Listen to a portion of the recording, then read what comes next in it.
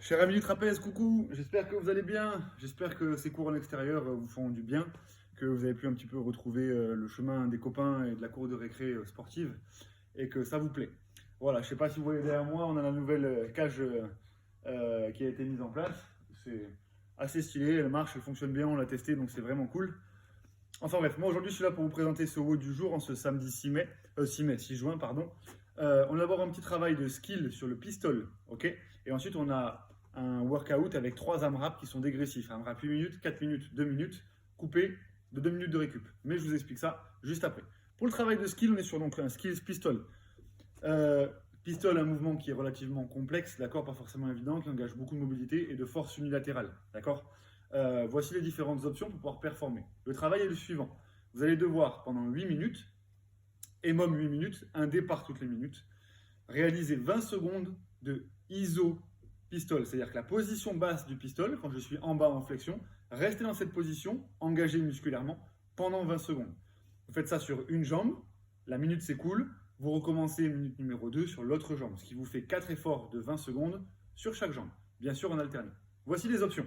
Option, on n'est pas très à l'aise au niveau de l'amplitude ou le fait de vouloir mettre les fesses en arrière, pas très équilibré.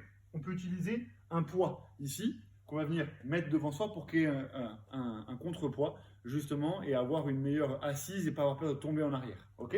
Typiquement, je suis ici, j'ai le pied au sol, le poids est devant moi, et je vais pouvoir venir descendre ici et maintenir pendant 20 secondes. Ok? Et je remonte. Ça, c'est première chose, si vous avez un poids. Deuxième chose, vous n'avez pas forcément de poids. Vous arrivez un petit peu à performer sur le pistol, mais la position basse vous est vraiment un petit peu désagréable, ou au niveau du genou, au niveau du dos, on a le dos trop rond, au niveau de la mobilité de cheville, on n'est pas forcément bon. Ici, on vient prendre une petite talonnette, ok, on surélève le talon, idem, même chose, je descends, et on essaye de rester le dos le plus droit possible, le plus grand possible, engagé musculairement pendant 20 secondes. Ceux qui n'ont aucun problème avec le pistol, vous descendez, vous prenez la position basse du pistol, on essaye de rester engagé, dos droit, pas le dos rond ici, d'accord? C'est pas la position la plus académique. En compétition, on le fait parce qu'on permet d'aller vite. Là, on essaie de travailler techniquement, et donc techniquement, on essaie d'améliorer la technique. Dos rond, c'est pas le meilleur, la meilleure forme, le meilleur visuel, et techniquement parlant, c'est pas le mieux pour le corps d'avoir cette position-là. Et enfin, pour ceux qui ont un manque d'amplitude, qui n'ont jamais réussi à performer sur le pistol, vous pouvez tout simplement prendre éventuellement une chaise. Ici, j'ai la box. Si vous avez peur de tomber en arrière, vous venez prendre ici la box. On va venir essayer de descendre, soit juste toucher, mais vraiment toucher légèrement pour sentir qu'elle est là, et rester en position ici actif, mais juste toucher, on ne s'assoit pas dessus. Si jamais on est un petit peu à l'aise, mais pas très à l'aise avec l'amplitude maximum, on sait que la box est derrière, on ne la touche pas. Et on essaie juste de venir prendre cette position sans toucher ici, en équilibre, pendant 20 secondes. Et on change de côté. Ça, c'est pour le travail du skill. Ensuite, vous avez très simplement un AMRAP, 3 AMRAP, 8 minutes, 4 minutes, 2 minutes, 2 mouvements. Entre chaque AMRAP, vous avez 2 minutes de récupération. Les mouvements sont les suivants. Vous avez du ground to overhead, un poids ou ce que vous voulez au sol que vous amenez au-dessus de la tête. Typiquement, j'ai le poids de 10 kg ici. Vous allez commencer sur l'AMRAP de 8 minutes avec 21 ground to overhead. Ground to overhead. Ok, 21.